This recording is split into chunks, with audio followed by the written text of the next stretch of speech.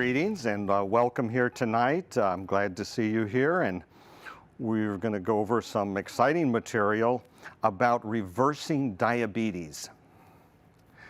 Diabetes is a dreadful disease that affects a huge amount of our country today.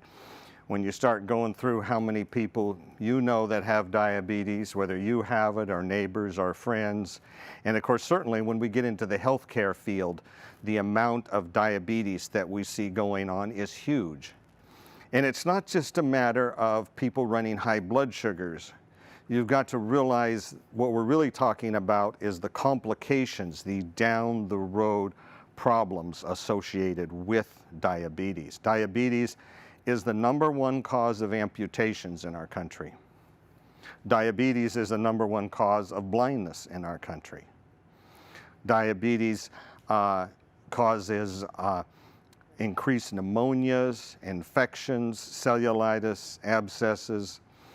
Diabetes, 400% higher risk of heart attacks than someone who's not a diabetic. Strokes, 400% higher risk of strokes. And we could go on and on. The amount of disability and death associated with diabetes is huge. And yet the majority of diabetes in this country is actually very treatable and reversible.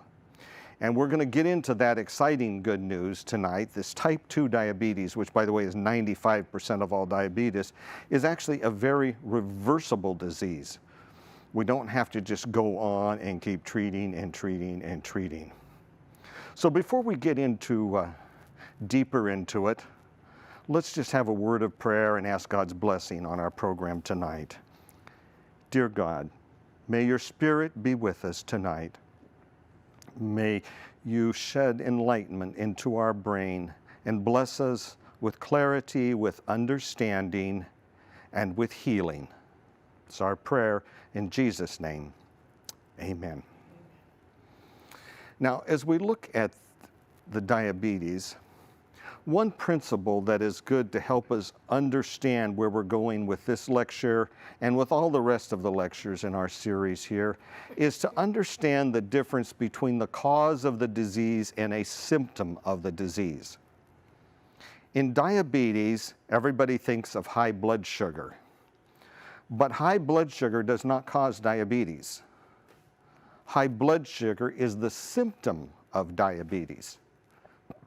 In type 2 diabetes, which is most of the diabetes we see right here, the cause has to do with a high calorie diet that we eat here in America together with a lack of exercise. You put those two together and it creates metabolic conditions, and that causes this disease we call type 2 diabetes.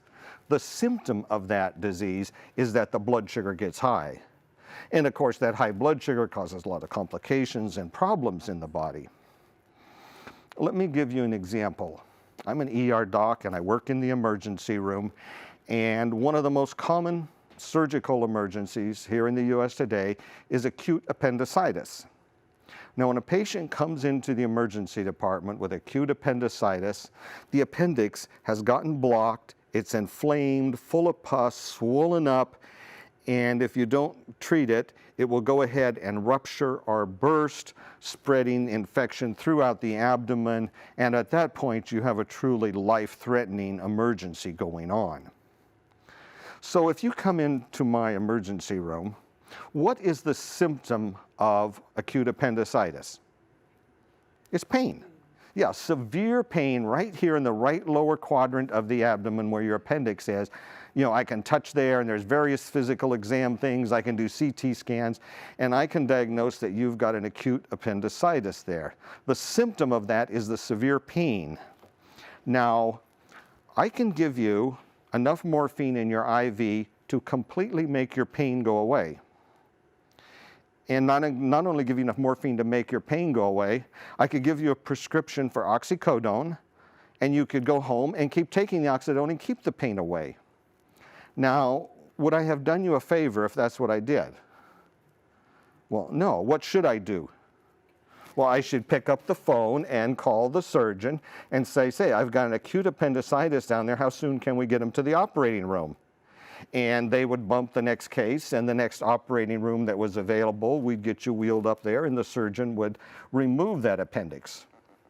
And in the meantime, we'd start antibiotics and start fighting that infection with some powerful antibiotics. That would be treating the cause. Now, that doesn't mean we don't treat symptoms. I also give morphine to all my patients with acute appendicitis because it is very painful. But you see the difference between a symptom and the cause of the disease. And when we talk about diabetes today, type 2 diabetes, every medication and insulin that we give for that disease is a medicine to help control blood sugar levels. They all are treating the symptom, not the cause. Because what was the cause of type 2 diabetes? It was this diet that we eat here in America and the lack of exercise we have. That is what is causing this disease. Now, a group of physicians and educators got together about 40 years ago and established a place called Weimar Institute. And there, they started treating people by treating the cause rather than the symptom. That doesn't mean we don't treat the symptoms, and we want to treat the symptoms of diabetes. We don't want high blood sugars. I'm not saying we shouldn't treat the symptoms, but it's never going to go away if we just keep treating the symptom and don't go back and treat the cause. And what they said is, let's go back and treat the cause. And they started putting patients on a very simple, healthy diet and exercise, and you'd be amazed at the results.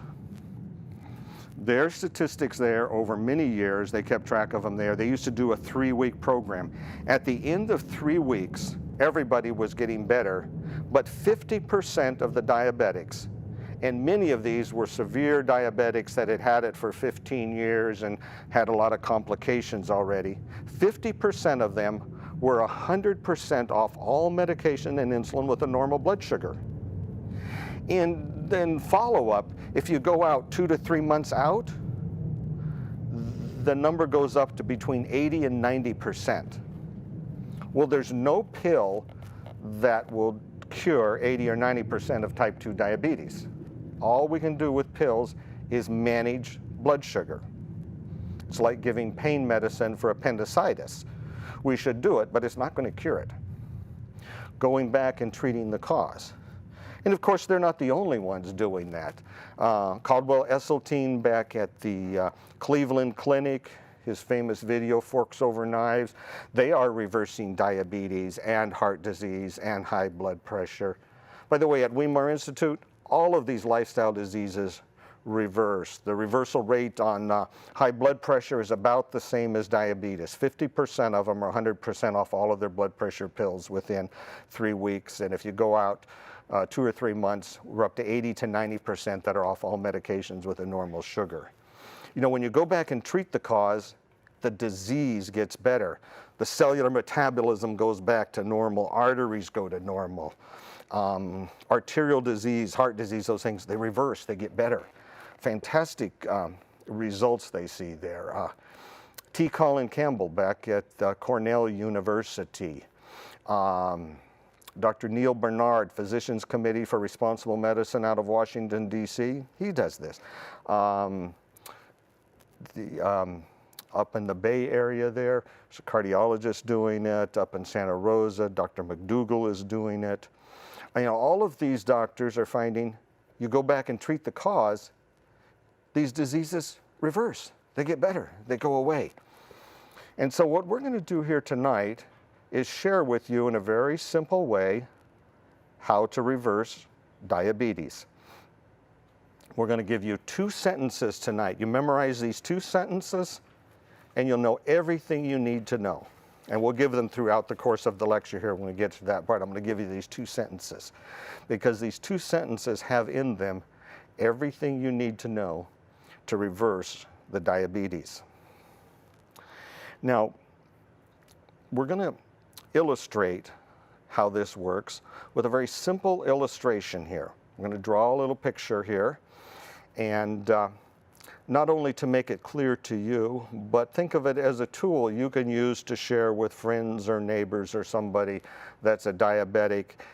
because with this simple illustration right here, you'll be able to actually communicate and motivate someone to go ahead and reverse their diabetes and get well. What we have found is that this particular illustration we're going to share you here has helped thousands of people to go ahead and reverse their diabetes. Because what we're going to do is we're going to go beyond telling you what to do, which is the 2 sentences, but we're going to give you the keys to understand how it works. And what we found is, once you understand how it works, there's a certain intrinsic rightness about this, and your brain says, yes, of course that makes sense. And you go ahead and try it, and of course we know if you try it, it works. We've seen it over and over again. And so understanding how it works is powerfully motivating to go ahead and actually accomplish it and to get it done. So we're going to start here. Okay, you ready? We're going to get into it now. We're going to start with sugar. Everybody knows that diabetes has to do with sugar, right? So we're going to draw that here. Let's get that.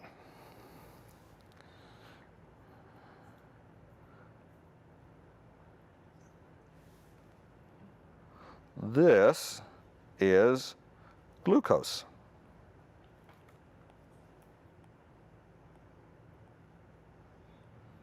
Glucose, we often call it blood sugar.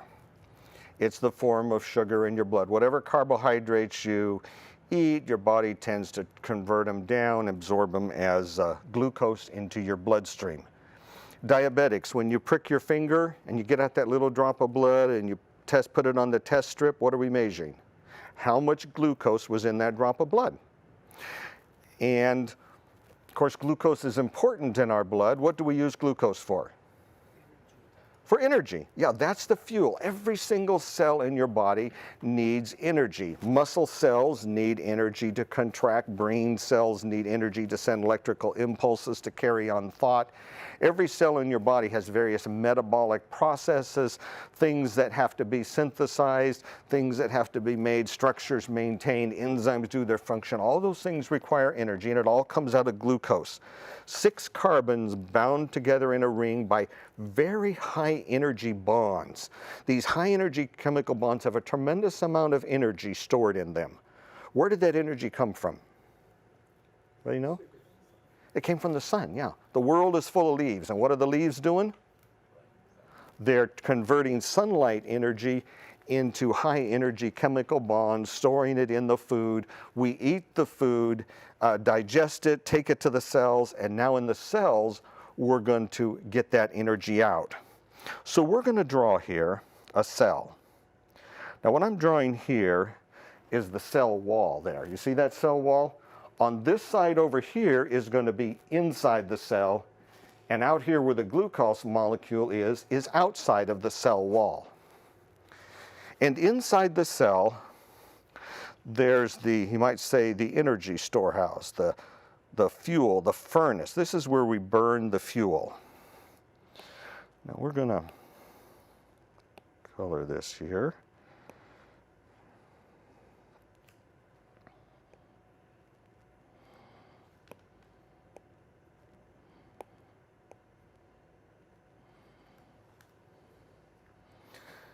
And let's go back here.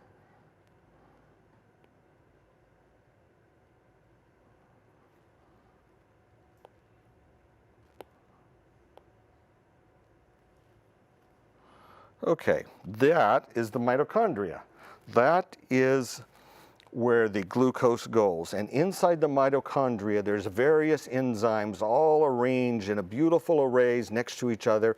And there's like an assembly line, and they rip that glucose molecule apart atom by atom. Eventually, we get it all down to single carbon dioxide. When you breathe, what do you breathe out? Carbon dioxide, yeah. So you eat sugar, you breathe out carbon dioxide. And of course, you need oxygen for this process. It is like a furnace. It's actually fire. It's just a very controlled fire. And this is where we will get all of the energy released to give this cell whatever. So if this was a muscle cell, all the glucose would go in there, be torn apart there, and then the energy would go from the mitochondria to the muscle fibers so that they could contract so you could move. Now, when you look at this picture right here, there is a problem. This cell wall is made of a material that glucose cannot pass through. There is no way that glucose can go directly through the cell membrane and get inside the cell. And so the cell has to make a special way to get it in.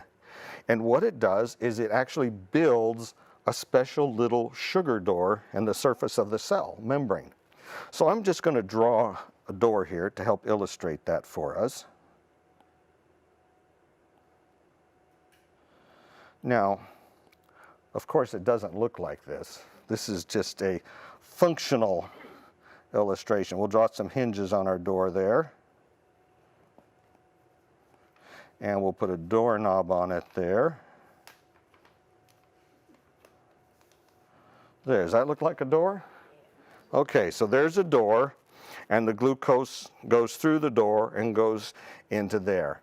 In reality, if you've ever seen pictures of one of these, it's a magnificent protein molecule in the surface, and it actually opens up like this. The sugar comes in, it grabs it, pulls it inside, and releases the sugar. Magnificent looking little piece of machinery that got designed there in the cell wall. Now, if you look at this picture, there's still a problem there. And the problem is glucose doesn't have any hands.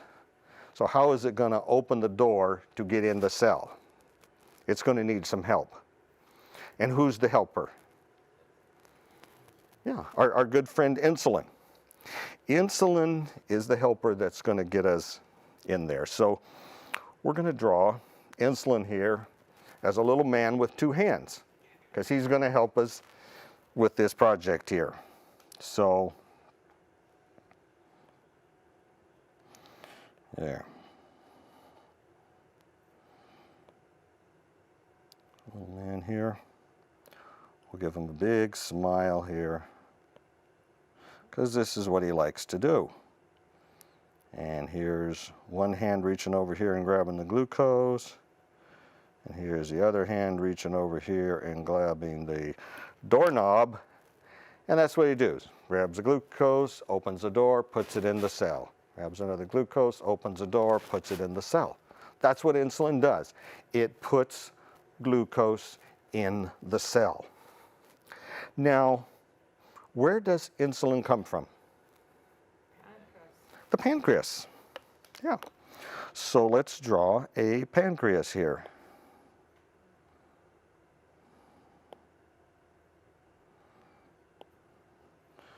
And let's see if we can color that a little bit there.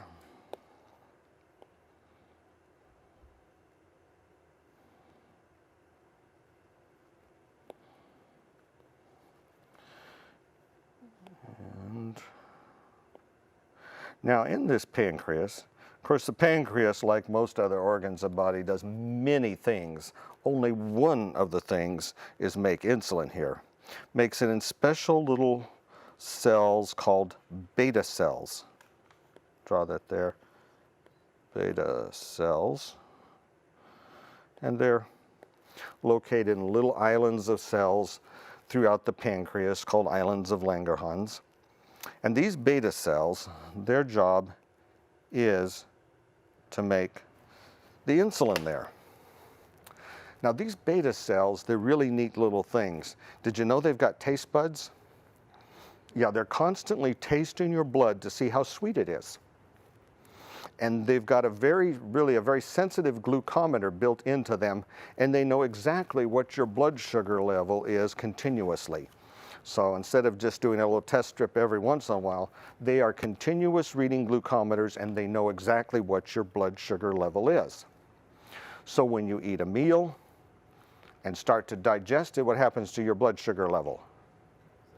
It goes up, up, up, right? Because you're absorbing all of the sugar into your blood, so your blood sugar level's going up. So these beta cells, they can taste that and they're saying, oh, we've got a lot of glucose. It's time to go feed the cells. And so the beta cells dump insulin out into the bloodstream, and they know how much insulin because they know how much sugar because they're measuring it. And so they put out just the right amount of insulin for the food that you ate during that meal. And if you ate extra carbohydrates, well, they can taste that and they make extra insulin. So they always make just the right amount of insulin to take care of that amount of glucose. And so what does the insulin do? It goes out there, starts grabbing all of that glucose from your meal and putting it in the cells. And then, of course, the cells can start burning that and using it for fuel. Isn't that really neat? Well, this is normal. And we have to understand normal to understand the disease of diabetes. So we've got normal down. Now we're going to say, what goes wrong with normal to cause diabetes?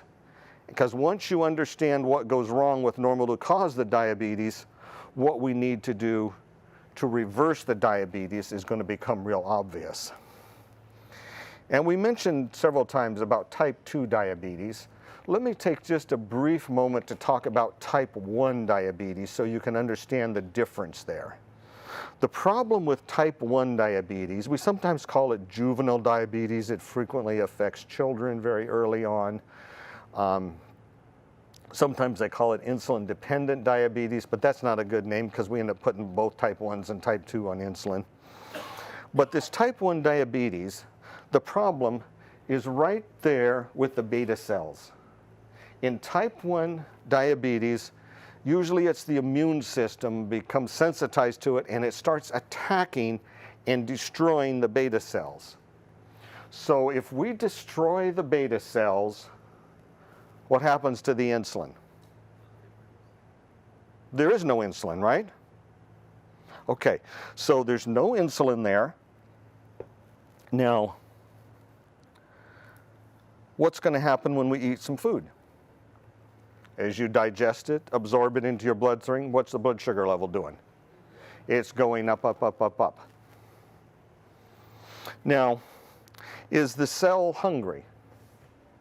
Yes. And we didn't mention it earlier, but when a cell is hungry, how does it tell the insulin and the rest of the body that it wants more food? How does it say, I'm hungry? It actually makes more doors and puts more doors on the surface. The number of doors on the surface of the cell, it's not one door like I've drawn here. It can be a few dozen up to many hundreds. Some cells, if they're in very high energy need, may have 1,500 doors on the surface of the cell. So cells are continually telling you how much their energy needs are. Hungry cells have hundreds and hundreds of doors on their surface saying, please, please give us sugar. And a cell that's very full of energy has much fewer. So these cells here are very hungry, so they've got lots and lots of doors. Can any of the sugar get into the doors? No, why not? Well, there's no insulin to open the doors. So these cells are literally starving to death in a sea of sugar. The sugars, there's so much sugar out there in the blood and it can't get in the cells, and these cells are starving to death. They start going through some auto-cannibalization. They start basically breaking down other cell organelles inside the cell, trying to burn up something for fuel. And it doesn't burn clean, and ketones build up in the body, and these children will go into ketoacidosis. They can get dehydrated badly and very sick, and before the days of insulin, these children all eventually died. Sometimes they went through a wasting period where they lost fat, they lost muscle, became very thin, but then they eventually died from this disease. Of course, today, what do we do for these children? We give them insulin. Yeah, there's no insulin, so we give them some. Every time they have a meal, they get a little shot of insulin. And of course, now we have insulin pumps we can hook up, and they kind of give you a little basal level of insulin every second or so. They're giving you teeny, teeny little bits, and then whenever you eat a meal, you put in, okay, I ate this many calories of carbohydrates, and it puts in just that amount of insulin for that, and you program all of these factors into it. And if your sugar's running high, you can program that in, it'll give the right correction. And you can use this little computerized thing, and it's got a little tube of insulin in there, and a little tube, and it goes into a little catheter, and it'll just keep pumping in the right amount of insulin. There's really no way to reverse this disease. When we're talking about reversal of diabetes, we're not talking about reversing type 1 diabetes. How could we reverse type 1 diabetes? A beta cell transplant? Yeah, they haven't perfected that technique yet, but we're basically going to need to get more beta cells. You could transplant a pancreas back in there that had beta cells, but would your antibiotics that attack the first beta cells just attack those beta cells? Probably. There's been some experimentation with microencapsulating beta cells in little plastic balls, and where the body can't attack them, but the sugar and the insulin can go in and out. But so far, we don't have a cure for type 1 diabetes, so we're going to need to keep taking insulin for type 1 diabetes. Okay, so that's type 1 diabetes, so you know and understand it. Now we're going to go and talk about type 2 diabetes, often referred to as adult onset, although with our diet today, type 2 diabetes is becoming very common in high schools and junior high. We're starting to get it at very younger ages because our diet is just so overloaded with calories and the lack of exercise that many are moving down this road very early in life. And what used to be a later adult onset disease is hitting many people much younger. So in type 2 diabetes, as we've mentioned, it's a lifestyle disease, and by lifestyle it's basically what are we eating, what are we doing, you know, and our lack of exercise there. And so I'm going to give you now the first sentence, the sentence that explains the diet necessary to reversal.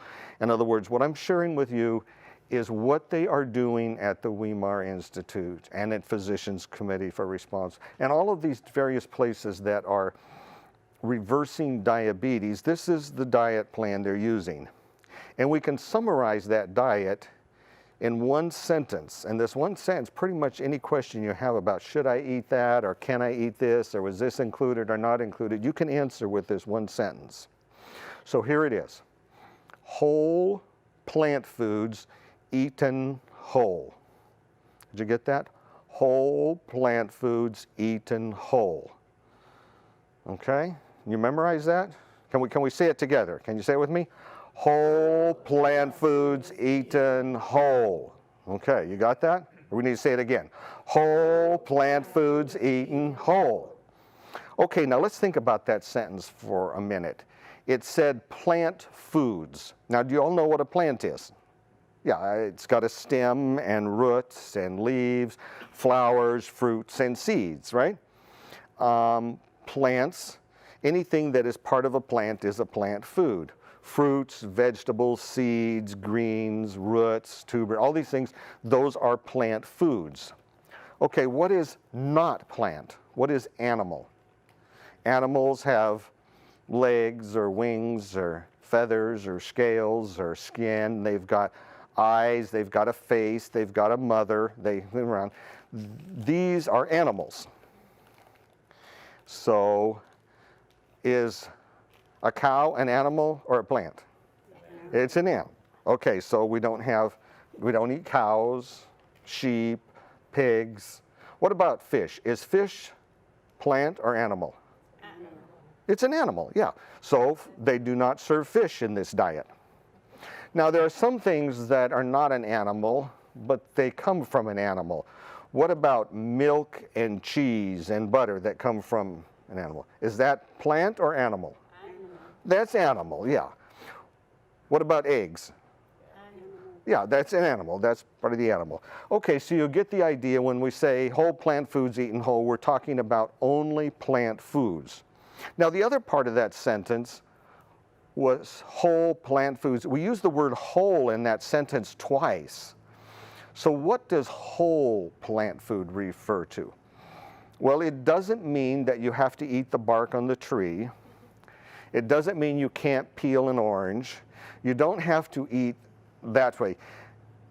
It really takes a factory to ruin some of these good plant foods that God has created and put in the plants everything we need for good nutrition. And you can't ruin it with a knife in your kitchen. Even with one of these motorized knives we call a blender, even that you can't ruin it. It really takes, we're talking about factory processing.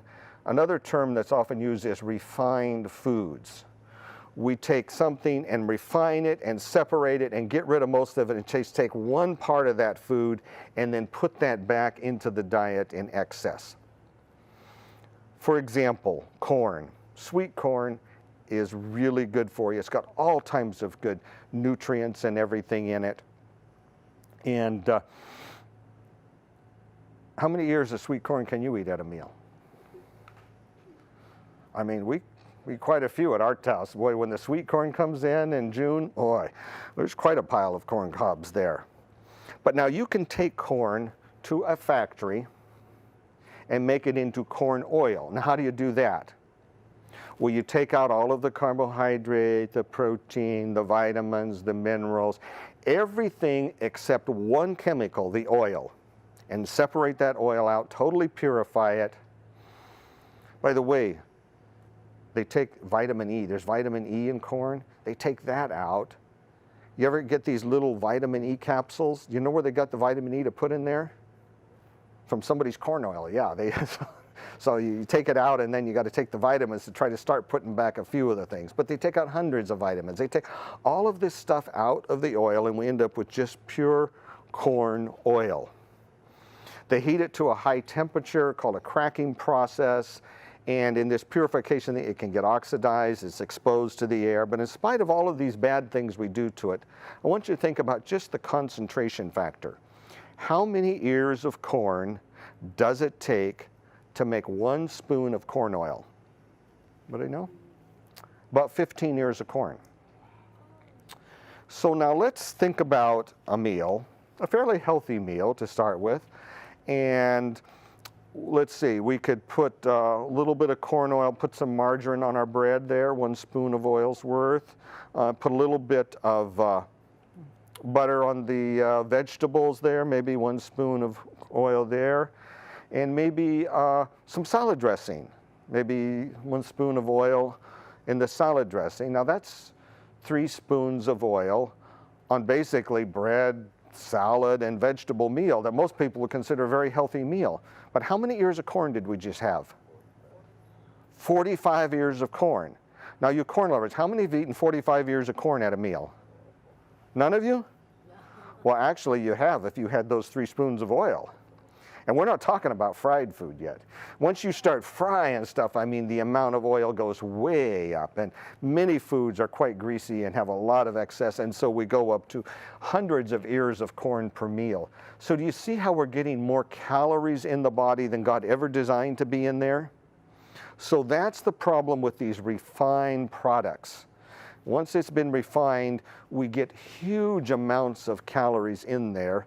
And it's mainly because we've removed all of the fiber from it. The fiber gives it the bulk. Once we get that out, we can really concentrate down the oils or the sugar. What about sugar cane? You've ever eaten sugar cane? Sweet, tasty, good stuff? Yeah. How much sugar cane can you eat? You know how much sugar cane it takes to make a candy bar? About 30 feet. How long would it take you to chew and suck the juice out of 30 feet of sugar cane? Say you did it every meal for a month, maybe. Could you get it? How long does it take to eat a candy bar? A few minutes, a few seconds? Yeah, it's, you see how the concentration factor is really getting to us there? Yeah.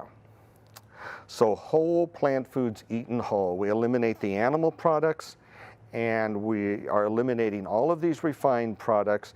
Everything is fruits, vegetables, nuts, seeds, all these different kinds of whole plant foods eaten whole. That's the diet they serve at Weimar. They use to reverse the diabetes.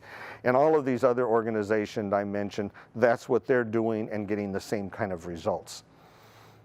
Okay, so how does this diet lead to type 2 diabetes? Well, let's imagine it's end of the day. We've just had a nice big supper, all of our usual favorite foods, a nice big dessert, and the meal's over. What do? We push the chair back from the table, and where do we go? We go out to the living room couch and get down and get ready for our evening exercises, right? We get out the TV clicker.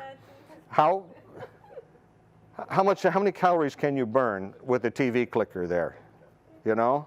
It takes a few calories, doesn't it, to move that finger there, to push the clicker, to flip channels. You know, if you're one of these compulsive clickers, you have to keep flipping channels because you can't find anything good because there isn't anything good on there, but you keep hoping you're going to find something you want to watch. Yeah, so we're not getting too much exercise, but while that's going on, what's happening to that nice big meal we just ate? It's being digested, it's being absorbed into the bloodstream. What's happening to the blood sugar level? It's going up, up, up. What's happening in the pancreas?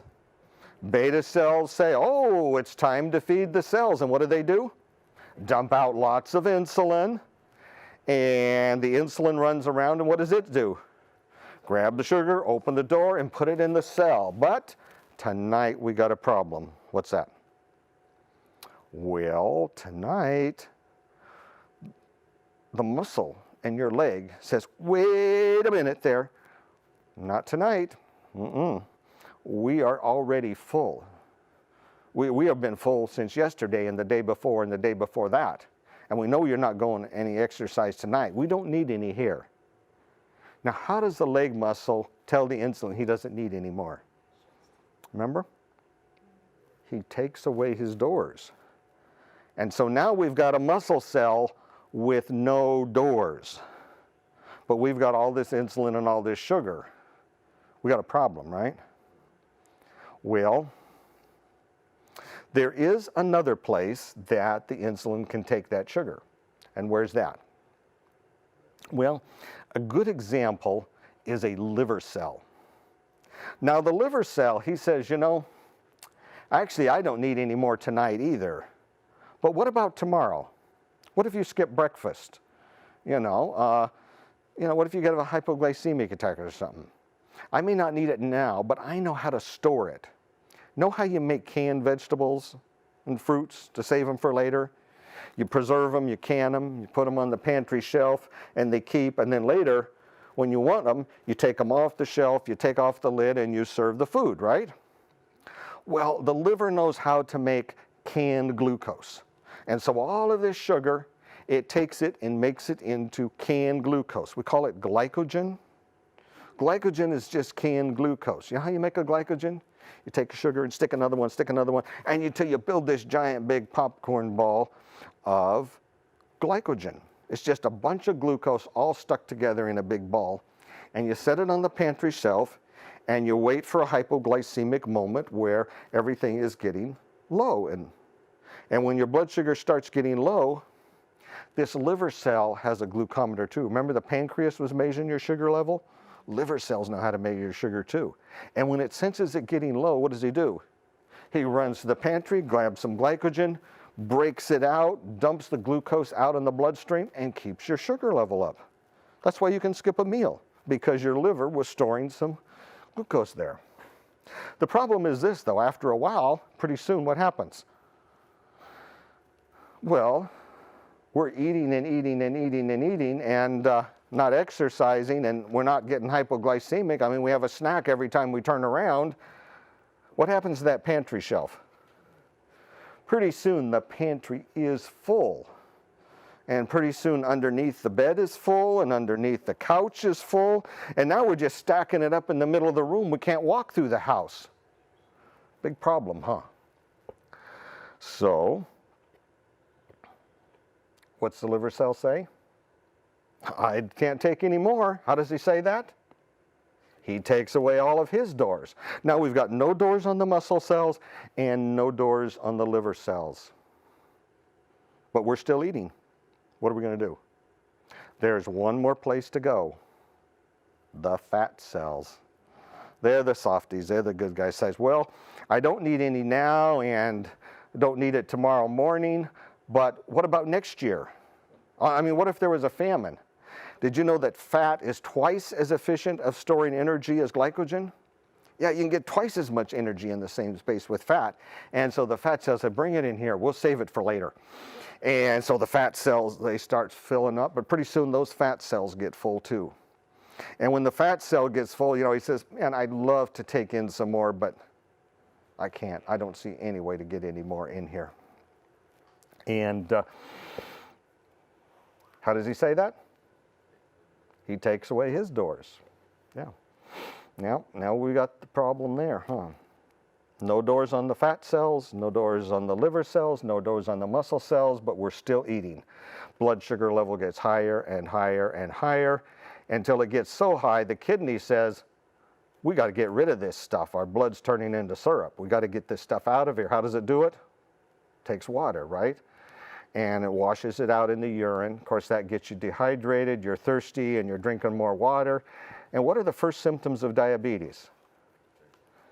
Yes, drinking lots of water, passing a lot of urine, because the body is trying to empty this extra sugar, wash it out through the kidneys. You go to your doctor, and the doctor does some tests, and sure enough, he says, you have diabetes. And he probably said something else, like, you know, you just need to accept the fact you're a diabetic now, and you're going to have to be on medications every day for the rest of your life to try to manage and control your sugars. Well, was he telling you the truth? Well, actually he was, if you're not going to make any changes in the way you're living. You will have to keep taking pills trying to manage that every day for the rest of your life. And in spite of all your management, it'll still get worse, and you're still going to end up with amputations, dialysis, blindness, heart attacks, and strokes. But the good news is, you don't have to keep walking down that road. I mean, that's a pretty dismal road to be walking down if you're diabetic. But the good news is you can turn around and walk away from that. Now, what else did the doctor do that day? Besides give you your diagnosis in that little speech. Well, what do we do as doctors? Yeah, he got out his pad and wrote you a prescription, or click the buttons now and send in his electronic prescription. And what did he prescribe? Well, there's various pills. One of them is, or type of pills, are sulfonylureas. They're pills that go up to the pancreas, and here's how they work. They basically go to those beta cells, and they start whipping them, saying, make more insulin, and forcing those beta cells to put out even more insulin. Now, did we have a shortage of insulin? No, we had lots of insulin. Lots of sugar, lots of insulin. So how do those pills work? Well, here's the way they work. These cells that took away all the doors, well, they didn't actually take away all the doors. There's still an occasional door here and there that's left, okay? And so what does all this extra insulin do? It rushes around and finds every last little door that somebody might overlook, and wow, hey, I found a sugar door here. And he opens its door and starts stuffing more sugar in. Now, does that cell need more sugar? No, and the poor cell that was already overstuffed and thought he had gotten rid of all his doors says, oh dear, where's all this sugar coming from? Well, there's a door I forgot to get rid of, and there's a door, and he starts taking away those last few little doors. And so the doctor says, well, guess you're getting resistant to your medicine. I'm going to have to increase the dose. Going to have to add another medicine. One of the most common ones, metformin, glucophage. Any familiar with that? Many of our diabetics, we put them on this medicine. It doesn't work like that. It works different. Remember the liver cell? Yeah. The liver cell, with all of that glycogen it was storing, it was totally, the pantry was full of everything. What do you do when your house is too full of junk? You have a garage sale. You start taking it to Salvation. Somebody's got to use this. And that's what liver cells do. When liver cells are overfilled, they have a back door, and they start dumping glucose out into the bloodstream. Yeah. And the way metformin works is it goes around to that back door and says, oh, no, you don't. Slams that door shut and puts a padlock on it. Doesn't allow the liver to dump that excess glucose into the blood. So that keeps your blood sugar level full. But all these things are making the overloading of glucose inside the cell even much worse. And of course, insulin shots do the same thing. We're trying to force more insulin into the body, trying to put more in there. You can put, you know, hundreds and hundreds of units of insulin on some type 2 diabetics, and it doesn't do too much because why? Well, the problem was not a lack of insulin, was it? It was a lack of doors. We've got no doors. We need more doors. If we're going to reverse type 2 diabetes, we've got to get doors back, right? Well, here's the news. There is no door pills. The doctor cannot write you a prescription for door pills. He can't give you a shot of doors. He can't run you up to an IV infusion of doors. So how are we going to get doors back on all these cells that have no doors? Well, there is somebody that knows how to make doors, and who's that? Well, the cell itself, it knows how to, I mean, what was it doing for all these years before you were diabetic? Yeah, it has in the nucleus, it's got the code, the blueprint, the pattern for making doors. And so it knows how to make doors, it's choosing not to make them. So how are we going to make this cell want to make more doors? Remember our type 1 diabetic, how many doors did they have? Hundreds and hundreds of doors. Why? The cells were hungry. Hungry cells make doors. So how are we going to make a cell hungry? How do you make cells hungry? Come on. How do you make cells hungry? Yeah, we start burning off all that excess that's built up in there, and they start getting hungry. And once you get all of that extra burned out of the middle of the cell, then it's going to be really hungry. And not only does it get really hungry, but it reaches the point where it's used up everything that was in there, and you're still walking. And then what? Oh dear, we're going to have to make doors. We've got no doors. What are we going to do? So it goes back to the blueprint, starts making copies of the blueprint, and starts building doors. And as we start building doors and putting doors back on there, what happens to our insulin resistance, our type 2 diabetes? It goes away. Yeah, all these people at the Weimar Institute that go up there, eat the plant-based diet, and they're out walking every day for exercise, there comes a point when they've cleared out that excess that was inside the cells, and the cells start making doors again, and once they've made doors again, well, they're back to normal, right? They've actually reversed their diabetes. So, are you ready for sentence number 2? I told you there's 2 sentences. You got the first one about the diet. So you ready for number 2? Sentence number 2 is walk, walk, walk, walk, walk, walk, walk. Keep writing it, walk, walk. You just got to keep walking every day. And that walking is what is going to reverse this energy overload, this metabolic overload that's inside every cell in the body. Because diabetes is just energy overload in all of these cells. It came from this calorie overloaded diet, from all these refined foods, and it came from a lack of exercise. And now as we reverse these and put them back in place, it starts reversing. Did you know that you can tell the difference between a diabetic and a non-diabetic by looking at their muscles under a microscope? Yeah, you take a type 2 diabetic, if you took a muscle biopsy and looked at it under a microscope, what you're going to see inside the muscle cell is fat. Now, normal muscle cells do not have fat in them. We have fat in fat tissue, but not in muscle tissue. Muscle tissue normally never has fat in it. The glucose goes in, it can actually make some glycogen in there, but it never puts fat in there. But when that muscle cell is so overloaded, it starts turning excess glucose into fat, and we start getting fat deposits in the cell. And once we get all these fat deposits in there, do you think that cell is going to have doors out there to keep bringing in more glucose? No way. And that's when we become a diabetic, when our muscles start getting fat buildup in, they shut down, they quit taking in new glucose because we've got all of this concentrated energy in the form of fat inside the muscle cell. And what we find is, as we start walking, well, now we're not overloading the system with extra sugar, and what's happened? We're burning off that fat that's in there. And every day you're out walking, you're burning off more molecules of that fat, and day after day of walking every day, eventually you burn off that fat. We reach that plateau thing, and all of a sudden, it's like they were going along, and suddenly we have to really start cutting back the meds and the insulin or stopping them because they've reversed their diabetes now. They burned that fat off of there, and now these muscles are sucking in sugar normally because they need it to go walking every day. And so the diabetes is reversed. We're off the meds, sugar levels are back to normal.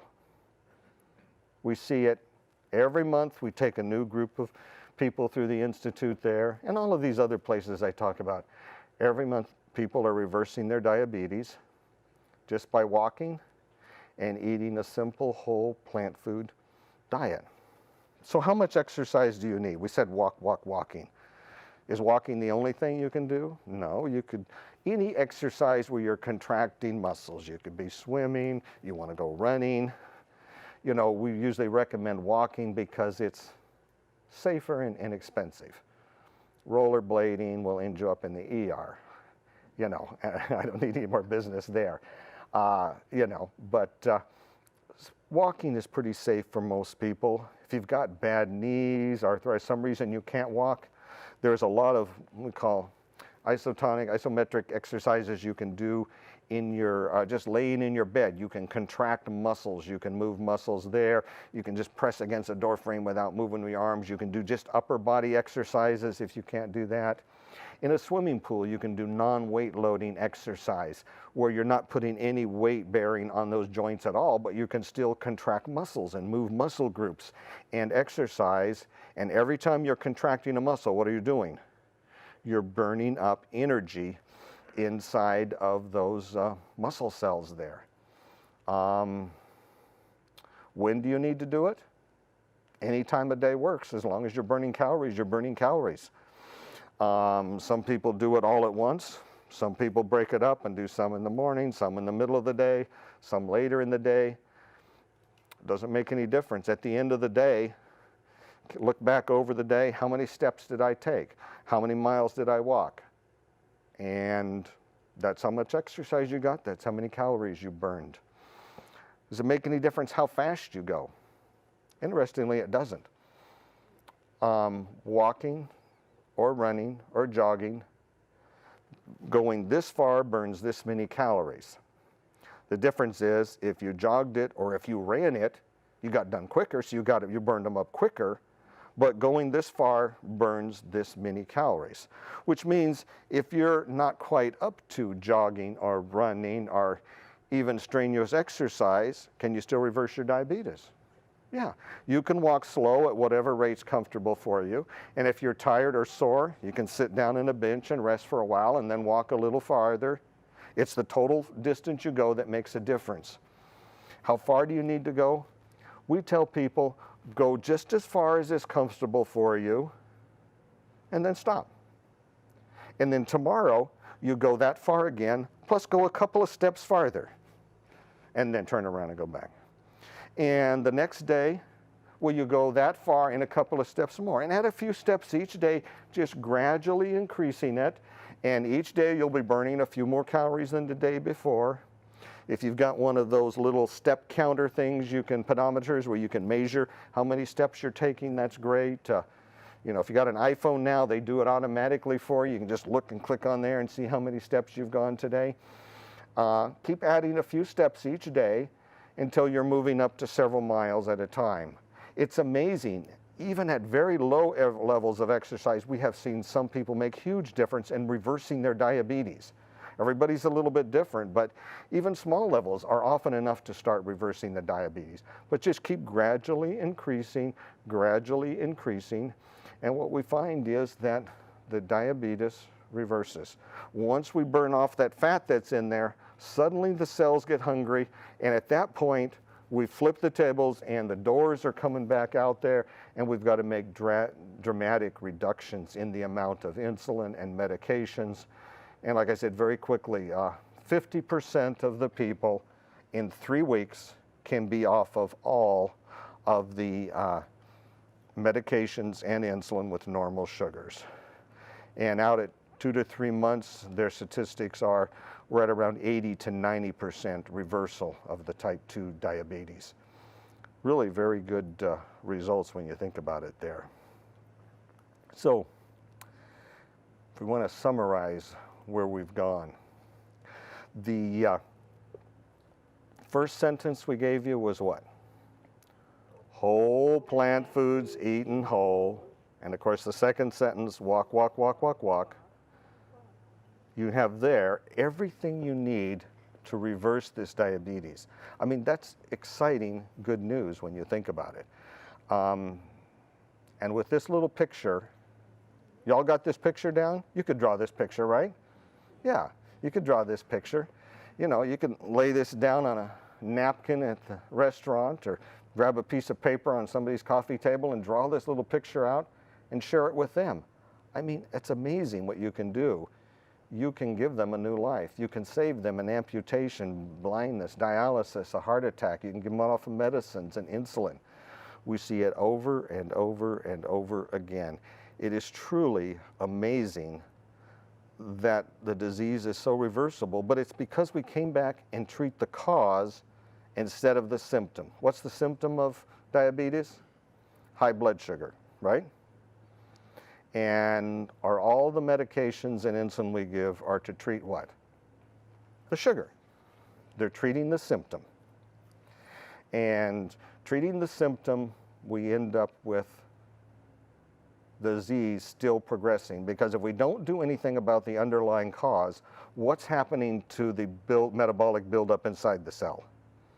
We're still building up fat, we're still building up calories, glycogen, glucose. All of that is there, and the disease still progresses. Medicine will only continue to progress the disease, but you have the opportunity with what we've taught you here to actually reverse the disease. That's good news. Really, really good news, right?